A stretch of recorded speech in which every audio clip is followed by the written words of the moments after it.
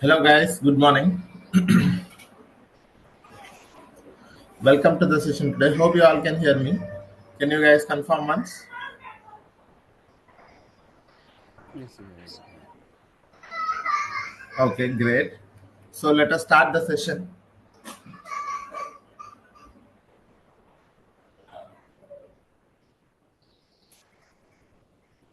If you remember guys, yesterday we have seen that a BigQuery, what is BigQuery and how to work with the BigQuery, all of those things that we have learned in yesterday's session. And today we are going to start with one more service, that is DataProc, which is a very important service to work with the Spark and Hadoop system. So let us try to understand what is DataProc.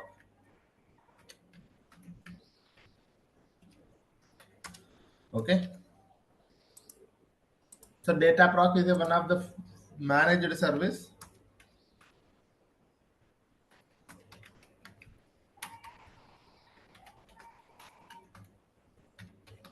It is one of the managed service. That means we need to here. It is a cluster based tool to we need to manage the cluster here. Okay, it is a cluster based tool and we need to manage the cluster here. Cluster based tool or cluster based service.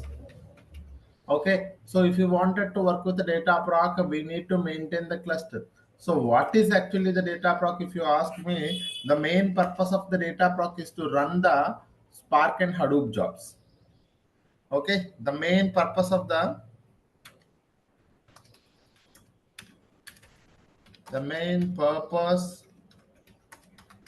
data proc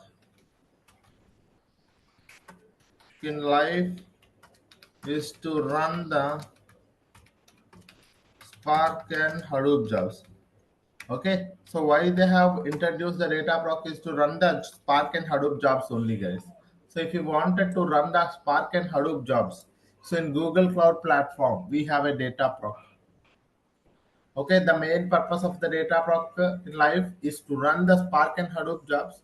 So if you wanted to run the Spark jobs, or if you wanted to run the Hadoop jobs, we can directly go to the data proc and create the cluster in the data proc, and then we can run the Spark and Hadoop jobs.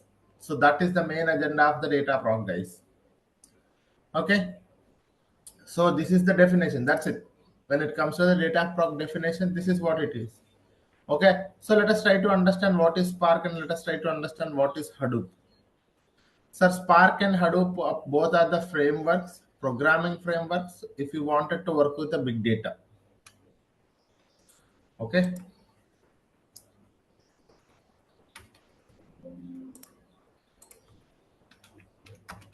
Spark and Hadoop. If you wanted to work with the big data processing, sir, I wanted to create a data processing pipelines. Sir, I wanted to create a data processing pipelines, or I wanted to create a migration pipelines, or big data pipelines. So if you wanted to create a data processing pipelines or a big data pipelines, so Spark and Hadoop are the one of the major programming models or the programming frameworks which supports this data processing pipelines and which are very fast. Okay, so if you wanted to work with the data processing pipelines, sir, I wanted to create a big data pipelines. Spark and Hadoop are the programming framework. Programming frameworks. So these are very faster. And if you wanted to do the any kind of a data processing or a big data creations, going to the Spark and Hadoop will give you the very good understanding, and you can able to easily create the big data pipelines. Okay. So that is how the Spark and Hadoop. So if you still wanted to know it, let me try to tell you guys. So what is Spark and what is Hadoop? Let us try to understand in a bit. Okay, before that, let us go to the Hadoop. Let me try to explain what is Hadoop and then I'll try to explain what is Spark. Sir, Hadoop. Sir, Hadoop is like to work with the big data pipelines. Okay. So to work with the big data pipelines, we can use the Hadoop. So Hadoop has three main components. It has three main components. One is one is HDFS, Hadoop Distributed File System. Second one is MapReduce. Third one is YARN, Cluster Manager, YARN. So these are the three main components that the Hadoop is having, sir. So HDFS. So HDFS is one of the storage layer. So HDFS is a Hadoop distributed file system where you can able to store any amount of data. As a data engineer, we have two challenges, guys. So if you go 10 years before, data engineers are facing a two main challenges. The 10 years before, if you look at it, they are facing a problem with the two things. One is storing the data. The second one is processing the data. Okay, so the very first one is storing the data, the second one is processing the data. Okay, so that's where when the data engineers are facing a lot of problems with the storage and processing, so that's where the Hadoop was introduced. Hadoop come up with the three components, that is HDFS, MapReduce, and yarn. HDFS solving the storage problem because HDFS is one of the storage layer. So what it will do is that if you wanted to store any amount of data, HDFS will be able to store it. And it is going to be splitting the data and distributing it to the multiple machines in the cluster so that it can able to store any amount of data. So that is what is the storage layer, sir. So HDFS is one of the storage layer where the name itself it is saying Hadoop distributed file system. It works in a distributed manner. So if you wanted to store any amount of data, it is going to be first splitting the data and distributing it to the multiple machines.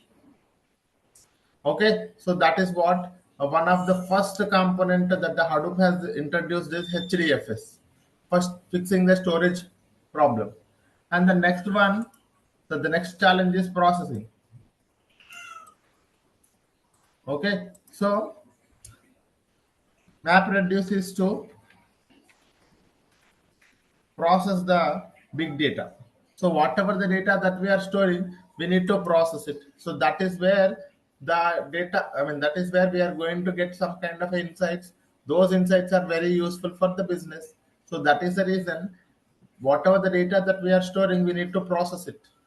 Sir, if we wanted to process that much amount of a data, we need to have a very, very good framework which can be works with a very large amount of a data. So such kind of a tool is a map reducer. Map reduce is a one of the processing layer or a engine processing framework you can think of. MapReduce is a one of the processing framework where it can able to do the data processing for very large amounts of the data.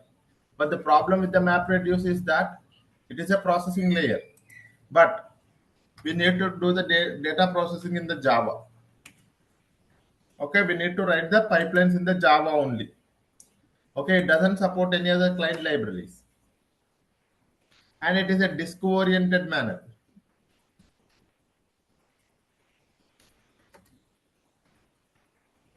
It stores the data in the disk only, guys. When you're dealing with the disk, the data storage or data processing is very slow. So, but MapReduce deals with the disk oriented only. So, whatever the data or whatever the processing that you're doing, it reads the data from the disk, it do the transformation, and it again loads the data to the disk. Again reads the data from the disk, again loads the data to the disk. So that is where whenever you're dealing with the disk, the processing will be very slower, but it follows that only. And one more thing is that it can only be used for the batch pipelines. You cannot create the streaming pipelines here. Okay, so this is what is MapReducer. MapReduce is one of the programming framework, I would say, in a simple terms. It is one of the programming framework to process a large amounts of the data. Okay, it is one of the programming framework to process a large amounts of the data. So that is the reason it is called as a processing layer. And it, with the help of the MapReduce, we can only use the Java to create. I mean, this processing framework, if you wanted to write, that is written in Java only. So if we wanted to use this one, we need to use the Java only. So we need to create all the pipelines with the help of the Java only, which is a very, very difficult language or a complex language. And if you wanted to create a complex pipelines, it even becomes more difficult to manage the pipelines. And one more thing is that it is a disk-oriented manner. So if you wanted to create a pipelines, oh sorry, whenever your pipeline is running, the data in between in the middle level steps, all the data is stored in the disk only. When you're dealing with the disk, the processing is very slower.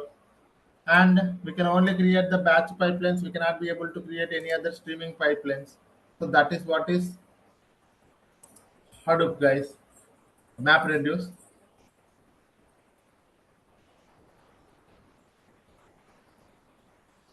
Okay, so that is how. So these are the main four things that the MapReduce is having. So MapReduce is one of the programming framework. All the data pipelines needs to be created with the Java only, and it is a disk-oriented manner. It can only be used for the batch pipelines. Okay, so this is how it is. And the next component that they have introduced is that Yarn. Sir, Yarn is like a cluster manager tool, cluster management tool. It is a cluster management tool. So what is a cluster management tool? A cluster management tool is like someone which manages the resources for your jobs. It's a manager for resources. Cluster management tool is like it manages the resources for your jobs. Sir, if you have some 10 jobs, 15 jobs, 16 jobs, 100 jobs, so the for each and every job there has to be a compute resources to be created, and those compute resources to be allocated for the each job. Then only the job can able to job will be able to perform and it will be completed. So if you wanted to, if the job has to run, the resources has to be allocated. Those resources will be created by the cluster management tool only. So all the jobs are allocated using the cluster management tool. So Yarn is one of the cluster management tool.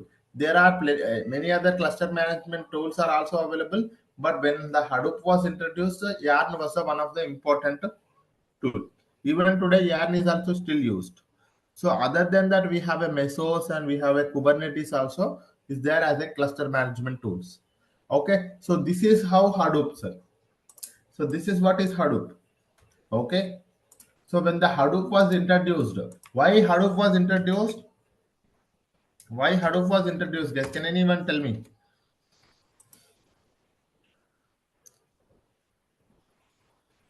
To store the data instead of files, we can able to store into data into Hadoop. Okay, that's part of it. It is correct. Why Hadoop, guys? Sir, to store Hadoop. the to store the huge amount of data. Correct. So to work with the big data pipelines in a single word, sir, if you go 10 years before, you do not have any a single framework you do not have a single framework which works with the big data pipelines. If you very huge amount of data, 10 years before also is there, but at that point of time you do not have any tool which works with the big data. You cannot create a pipelines, you cannot be able to store it at all. So you have a very huge amount of data at that time, but you do not have any tool to store that also. So that's where the Hadoop came into the picture, and it was introduced with three main components. One is HDFS, MapReduce, and HDFS will store any amount of big data also. Very huge volumes of the data also it can able to store it, and it works with a map reduce. Sorry, the next one is a map reduce. The map reduce is a processing layer. The best thing about the processing layer is that it can be able to work with a huge amount of the data for the processing. It is a very extensive programming framework, but managing the creating the pipelines is difficult, but we can able to create it. It is a disk-oriented manner. It is a kind of a slow, and it can create only the batch pipelines. Now tell me, what is the drawbacks of this map reduce? HDFS is able to store any amount of data. There is no drawback. But can you guys tell me what is the problem with the map reduce?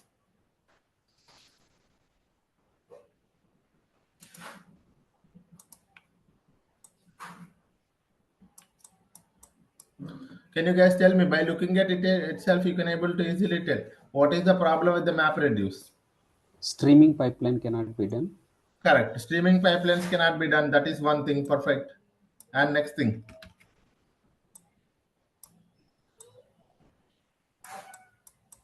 It is a disk oriented. That means It is disk oriented. Perfect. That is disk oriented, sir. It is a very slow. Yes, yes. that is also one more point. And the next thing.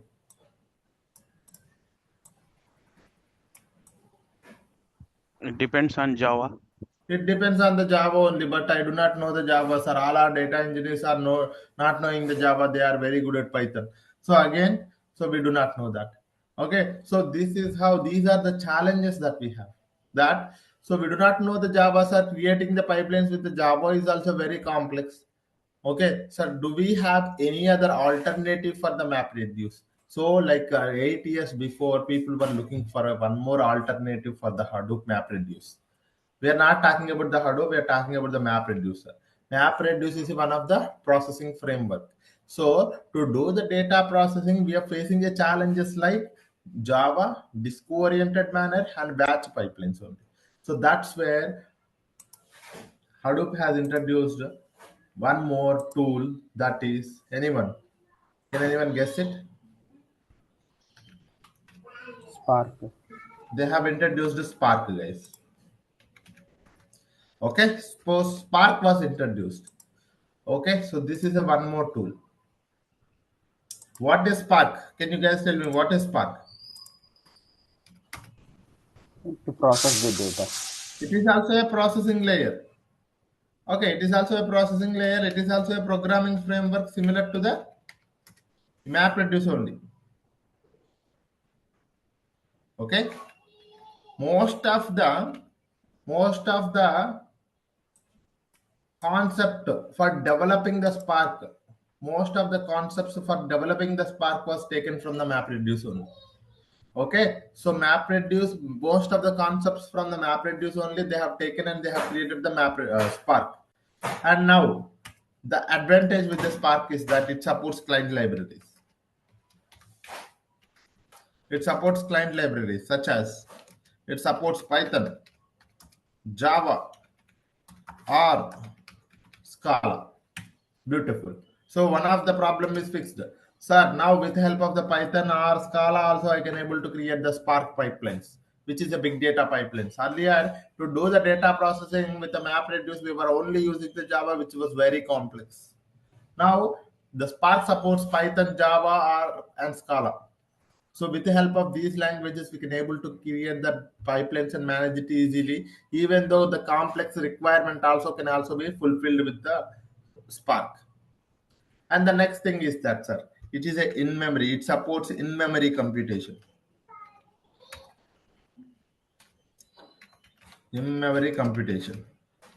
So while it is doing the computation or while it is doing the data processing, the middle level steps are going to be performed using the memory only. So what do you mean by that? Let me gonna tell you guys first.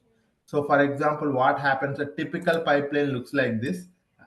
Okay, you will be having a source, you will be having a destination, right? So take a two pipelines. You will be having a source, you will be having a destination. So what happens is that you read the data from the source, you create some data frame or RDD. You read this R data frame is actually stored in the disk. You again do some transformation one, you create a data frame 2, and this data frame 2 also stored in the disk. Again, you read the data frame 2 and you apply transformation on top of that data frame. Again, you are storing it to the data frame 3 in the disk only. Okay, So again, you read the data from the data frame 3, again from the disk only. So when you are reading it from the data frame 3, that means you are reading it from the disk only. You are doing the transformation. You are creating a data frame 4. Again, this data frame 4 is also stored in the disk. And you are writing the final data frame to the destination. Okay, why we are creating this many data frames is that to transform the data we may have to do the multiple transformations, right? To properly as per the requirement, if I wanted to get my shape my data, we need to do multiple transformations. So transformation 1 2 3 something like that. So you are writing it to the destination. So now tell me, all the middle level steps are stored under where, sir? The disk. In the disk only. So when you are dealing with the disk, so that is where the processing becomes slower. That is where the processing becomes a slower. So that is the reason this is a map reduce. How this is how the map reduce works.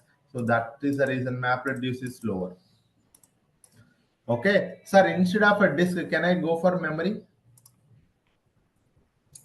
Instead of a disk, can we go for the memory? So that is Yeah, what Spark. earlier, if you go back maybe 5 6 or 10 years before, you have a smartphones also. At that point of time the storage was good, the RAM was like 2 GB 1 GB only, our mobile phones, if you remember.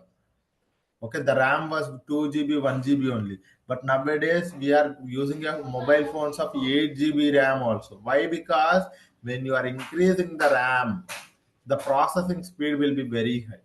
Okay, so when you take the same pipeline and if you remove here the disk, all the middle level operations are operated on the memory only, nothing but a RAM. Okay, But nothing but RAM. one question, Rahul. So the more you save the data in the memory, okay, so it may lead to the performance issues again, right? I mean, we don't want to uh, store, unnecessary things or huge volume of data in the memory because it will again create the problems, right? No, it doesn't do that like that. It doesn't work like that. And even though it is creating such kind of issues, we have to do some kind of a optimization techniques. So usually, what is that is so when you are doing a lot of jobs on a single cluster, that may happen. But the thing is that we will be having our job clusters. Okay. Okay, the job clusters will be having only one specific job will be running on that particular cluster, and once it is done, the cluster will be deleted. Okay, so when it is doing is that, so and again a cluster. So whatever we are doing here, it is everything with a cluster only. So you will be having a multiple machines in the cluster. So the data will be stored in a multiple machines. So that is the reason you will not be facing such kind of issues when you're dealing with the RAM and once the job is done, the data will be disallocated from the RAM. Okay, so the data will be removed from the RAM. So that's how it works. Okay. Yeah. So this is how your Spark works. So that is the reason Spark is called as a in memory. All the computation is done in the memory, in memory. So that is the reason it is called as a in memory. And it is called as a disk oriented manner. It is because all the steps are done in the disk only. So this is how you can able to see the difference. So it is a in-memory computation because all the middle level steps are going to be done. And one more thing is that the beautiful thing about the Spark is that you can also do the batch pipelines as well as you can also create streaming pipelines. Okay, you can also create streaming pipelines. So that is the best thing about the Spark. So this is how the Spark becomes very famous. Okay, the Spark becomes very famous. So this is the reason. This is the reason. Now the thing is that, sir, when the Hadoop wanted to do HDFS, MapReduce, and ARNA, these are the softwares, right? So these are the programming frameworks, and these are like tools you can think of. ARNA is a tool, MapReduce is a tool, HDFS is a tool. These are the tools. And if they wanted to use any of these computation, they need the infrastructure. Yes or no? So these are the tools. If the HDFS has to store a lot of data, it needs the infrastructure to store the data. So that infrastructure is nothing but a cluster. Okay, nothing but a cluster. Can anyone tell me what is meant by cluster? Cluster is nothing but a uh, group of Correct. uh, group of servers or group of Correct. disks, something like that. Yes. Correct. In It's a databases, collection. we can in It is a databases we can collection. call it as group of databases. Data in the order, in the sorted manner. So no. Cluster is different. That cluster is different. So cluster in the Hadoop cluster, when I say, or a data pro cluster, when I say, it is a collection of machines. So you will be Yes. having the master machine, and you will be having the worker machine. Okay. So I would just say yum. You can also call it as a master node. Okay. A node or a machine, both are same. Okay, you Master will be machine. having a master machine, and you will be having a worker nodes or worker machines, worker 1, worker 2, and a typical cluster looks like this worker 3. So what happens here, let me try to tell you. Most of the people does not know this one yet. Let me try to give you some idea. Okay, so that you guys get it. So this is how a typical cluster looks like, guys. If you go and see it, what is a cluster, sir? Means a cluster is nothing but a collection of machines. Okay, let me try to explain it. Okay, so go down. Oh, okay, I'm gonna come here. Oh. Okay, let me remove it here, and let me try to explain it. So what happens, sir? I have some 100 GB of the data. So let us take a simple use case and try to understand it. Sir, I have a 100 GB of the data. 100 GB or TB. 100 GB is a very huge. In 10 years before, 100 GB of the data means it was very huge data. And they wanted to store it, and then they wanted to process it. So this is the challenge, right? So for storing the data, storing it in a 100 GB of the data in a single machine is not possible. Okay, it's not 100 GB. Let me make it as 100 TB.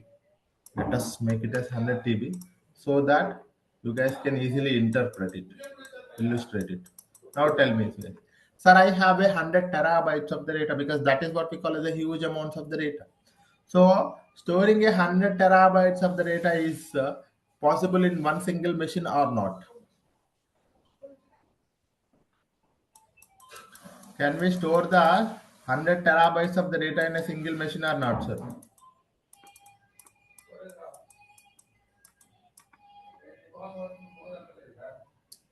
It's Guys, possible, but based on infra, how much RAM, how much storage. so 100 terabytes of the storage is a very hard to store in a single machine.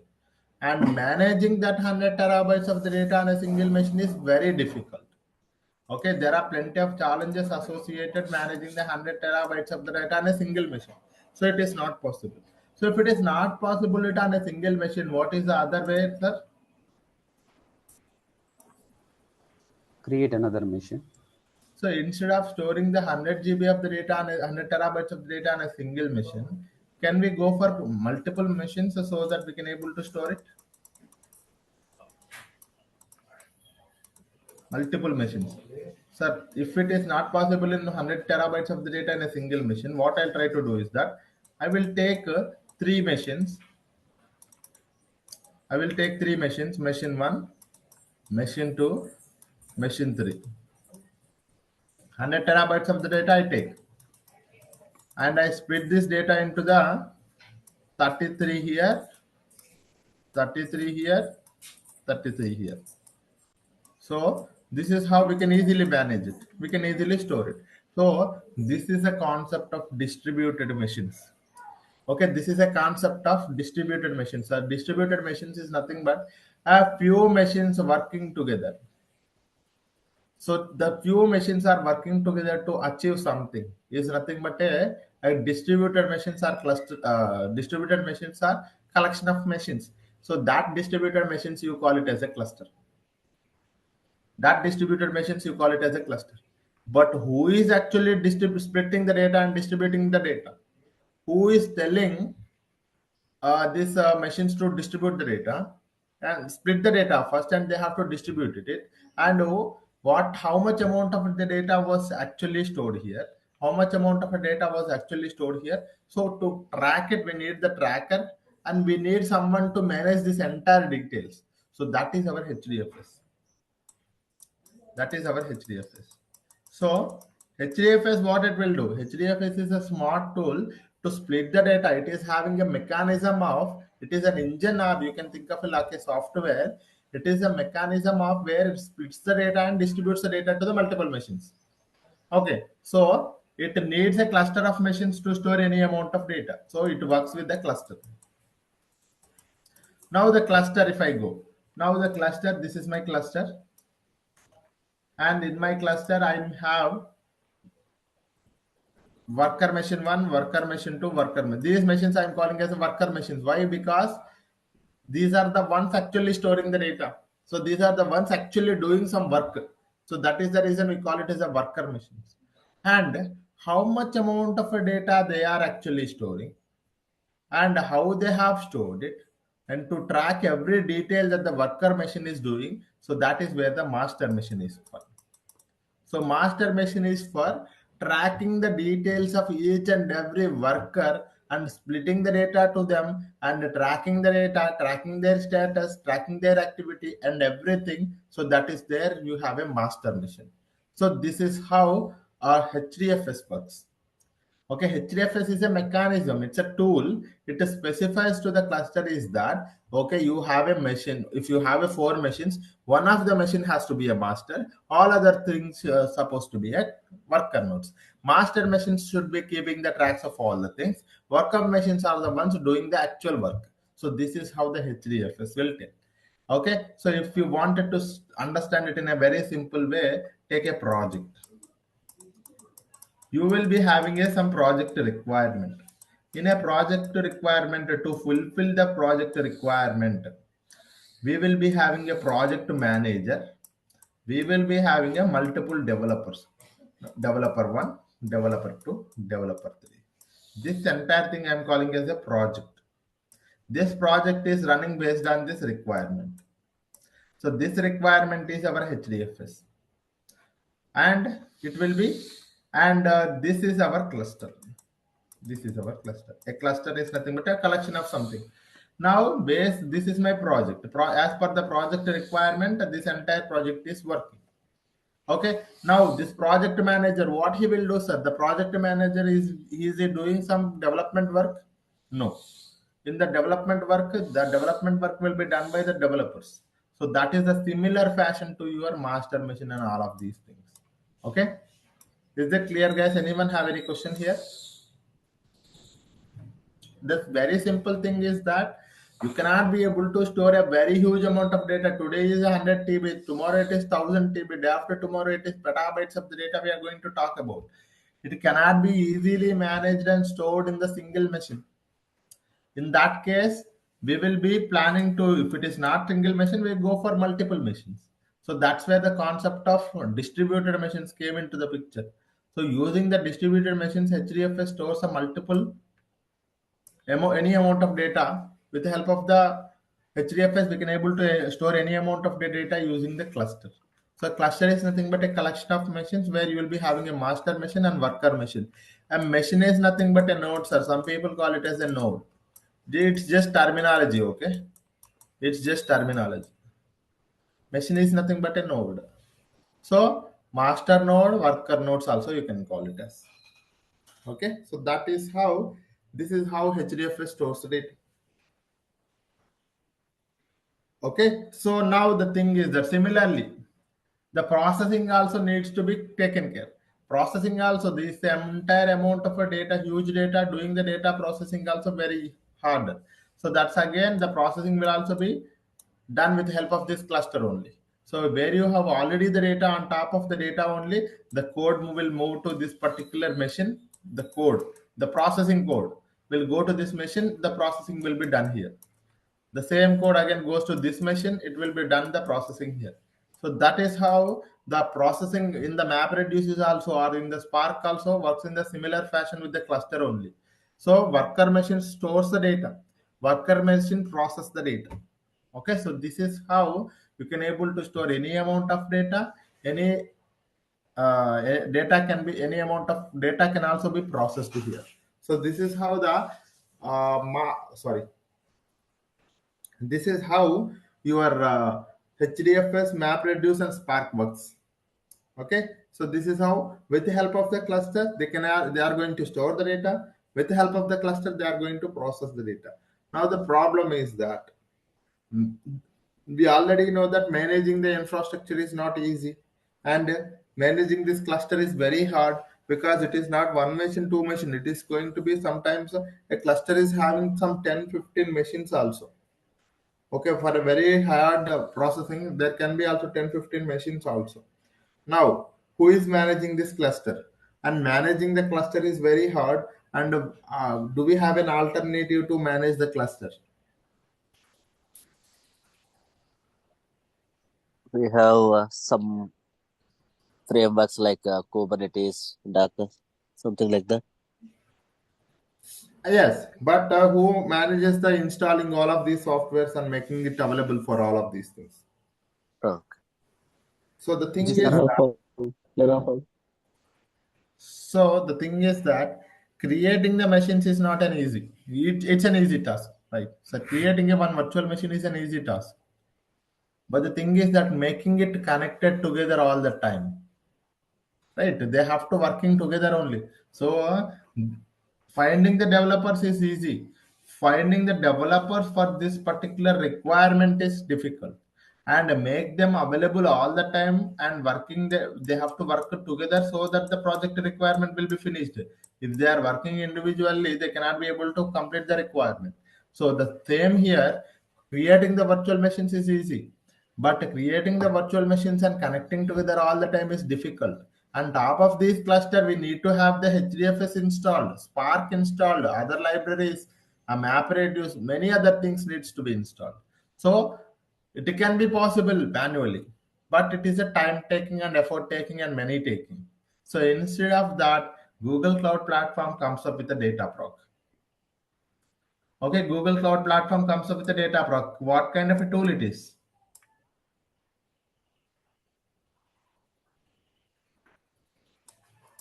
Tell me, sir, what kind of a tool it is? Cluster based. It is a managed cluster-based service. It's a fully managed cluster-based tool where it manages the cluster for you. You provide the configuration, it creates a cluster and manages the cluster for you. And on top of this cluster, it installs whatever the softwares you mentioned. It by default it installs the Spark, it installs the MapReduce, it installs the HDFS, it installs the Hive. Okay, all of these Hadoop tools, it is by default is installed. And the main purpose of the data proc is to run the Spark and Hadoop jobs only.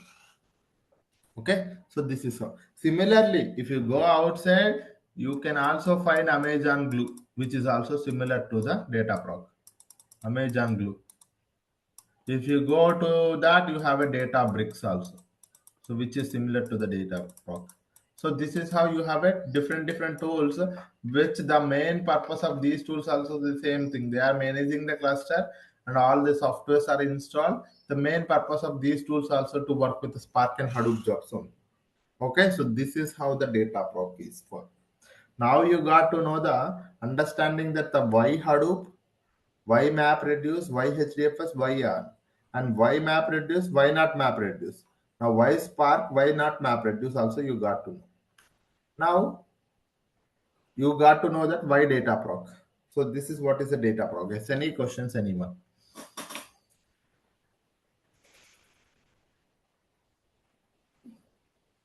Do we have any questions, guys?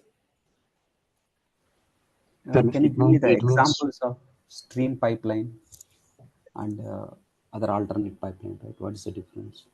There are plenty of things, right? So streaming pipeline is something, or a batch pipeline is something like this. So for example, sir, I have a, so that try to understand what is batch, what is stream. Sir, batch is of a fixed size data which is of fixed size, right? The data will not change for the batch. Streaming, it is a continuous data. That means the data of unlimited size. We do not know the size of it. The data is keep on coming. So that's the reason we call it as unlimited size.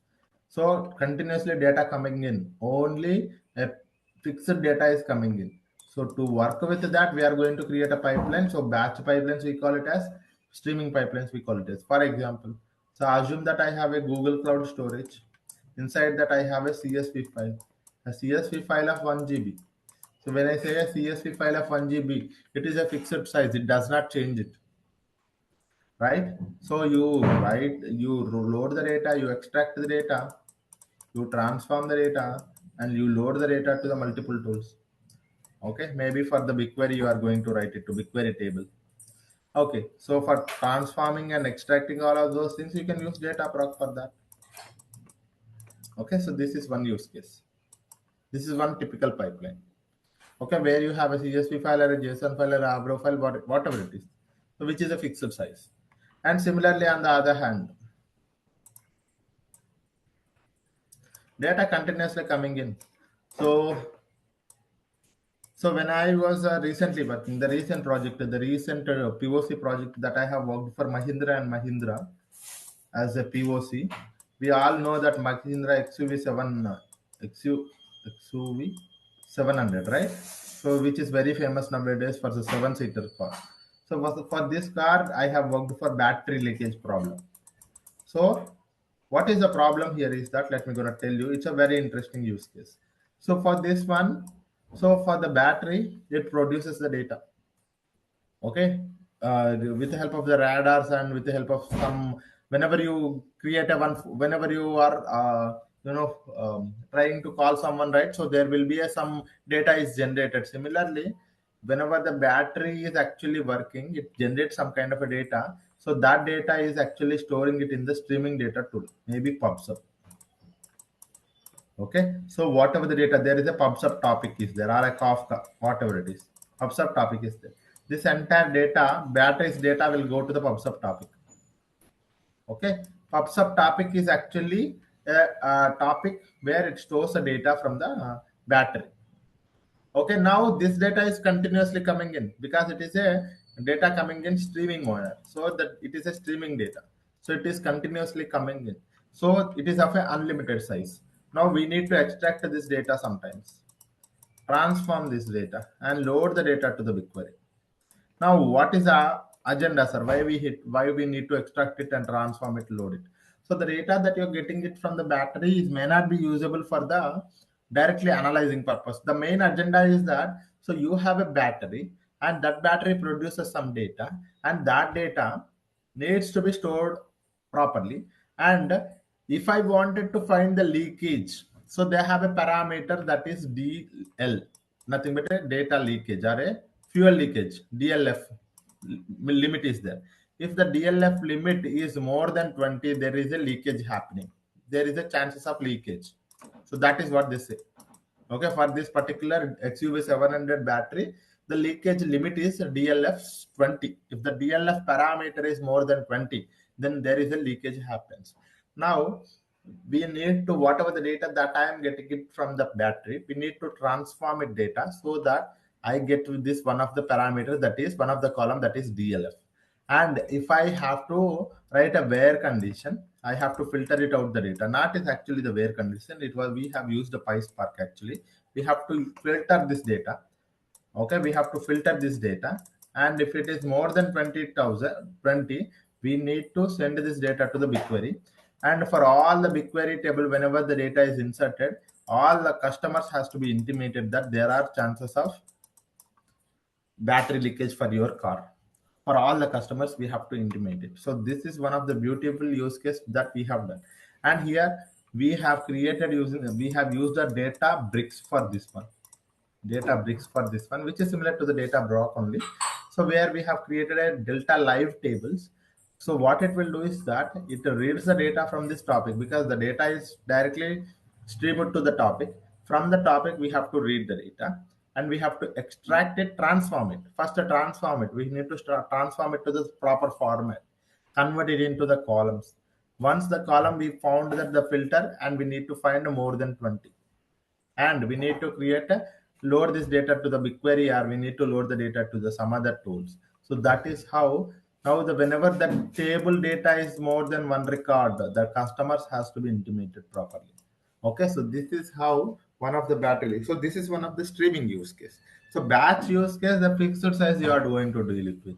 So streaming use case is that you do not know, for when the battery is very new, you may not be able to see the problems. That's the reason your customers are happy with that.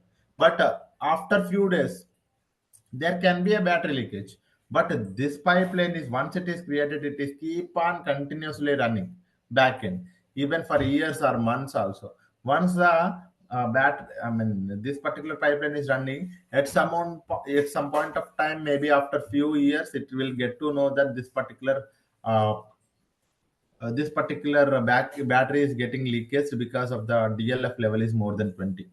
So that is how your streaming pipeline works. It is continuously running. But this batch pipeline it is one-time activity. Once this entire data is done, the data will be moved to the BigQuery. The pipeline will be stopped because it is a one-time pipeline. Batch pipelines are one-time. Okay, streaming pipelines are continuous pipelines. Okay, so this is how it works, guys, for the batch and streaming. Any So question? one question. So you were mentioning that PubSub topic, right? Is it a Kafka topic or other Similar topic? to the Kafka. In Google Cloud Platform, we have a PubSub. Okay, so which is similar Okay. to the Kafka. Both are same. In Kafka, you call it as a producer consumer. Yeah, producer yes. Here, you call it as a top publisher and subscriber. Pub means Okay. publisher, sub means subscriber. Okay. Yeah. Sir, this data proc and these services, it will handle unstructured data also, or only for the structured data purpose? It works for semi-structured data. Yes, semi-structured data. Sir, I have a CSV file which is a semi-structured, JSON semi-structured, right? So all of these files you can able to deal with that data, and you can able to convert it into the tables and load it to the some other tool. Okay. Okay. Yeah. Even this data is logs, which is a logs is a unstructured data only, right? Unstructured, yeah. Yeah. So you are getting the data in the form of a log only. So you are going to transform it, and that's how you are going to send it. So your data source can be structured, semi-structured, or unstructured. But finally, you are going to make it to the structured so that you can able to easily understand it, and you can able to easily process it, so that analysis will be easier. So when you get the analysis, you get some kind of insight. This is what is insight, sir. When I am saying insight, what is insight, sir? People may be asking. The insight is that whenever the tabular data is this day, the record is added. That means there is a leakage. There are chances of the leakage. Now the customers will get to know that. Okay, for all the people, there will be a BigQuery table will be there, and from that table, there will be email will go to them. So they will try to create some kind of a email kind of a service using the PubSub only. They will do that. Okay, again PubSub Cloud Functions. And when the customers get to know that there is a battery leakage, they will go to the service center and they try to replace the battery.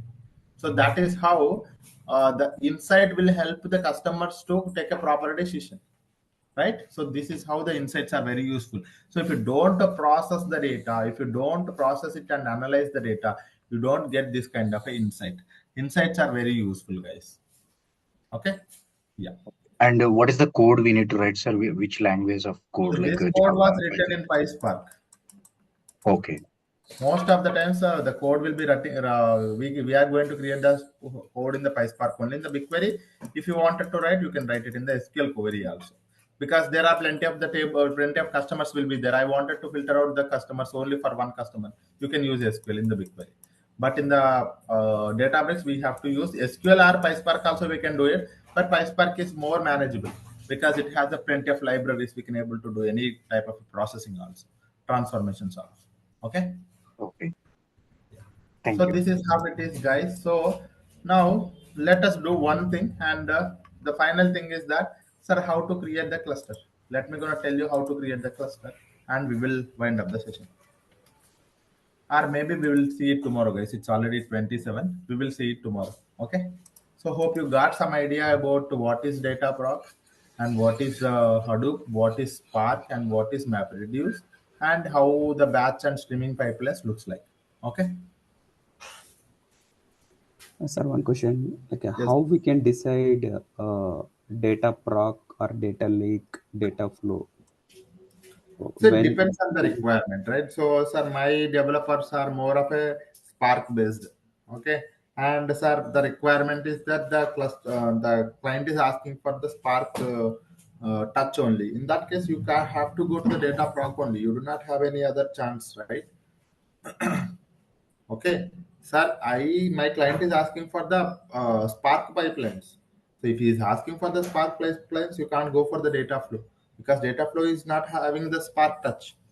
Okay, it is a beam pipelines. So it's based on the requirement. And one sometimes it is also the developer's choice. Sometimes, sir, I wanted to do the data processing. My developers are only know the PySpark. They does not know the data flow. In that case, going with the PySpark will eventually not lead to the extra training required for them, right? So they can directly work on the PySpark only. So that's again depends on two things. Most of the times it's the customer requirements, sir. Client requirement only. Okay. Why I asked, right? The Mahindra battery case, Correct. right? You used their data lake. No, we didn't use their data. Data lake is something to store the data. Okay. It's not about data lake is not for the processing. Data lake is to store the data. You can store anywhere.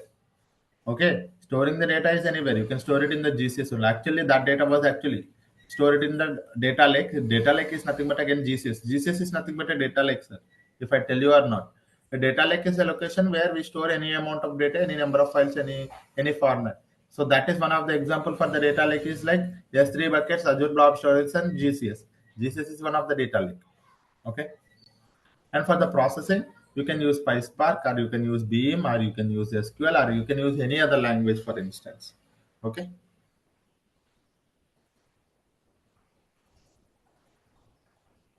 Yeah. Okay, guys. I think Sir, these notes can be uploaded in the portal anywhere. The I images. have shared you the link, guys. If I have shared you the link, if you guys remember yesterday in the chat, I have shared you the link. Go to that link. You have the notes. Okay. So these notes, I think I'll upload these notes also. So I have created one more notebook. I have given you the link for my notebook. So you'll be able to access these notes. And today we have seen one more thing also, right? Data proc. I will also put that data proc notes also here. Okay. Can you please share one more time? I missed that. Okay. So BigQuery, whatever you have explained that much, sir, do we have any advance in There that? are many other things. Okay. There are many other things. So There are you are going to be explain in advanced.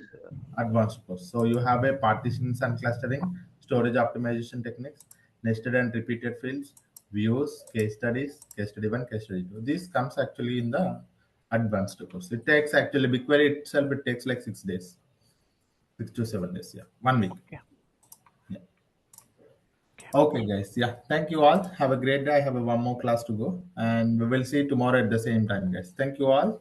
Have a great day. Bye bye.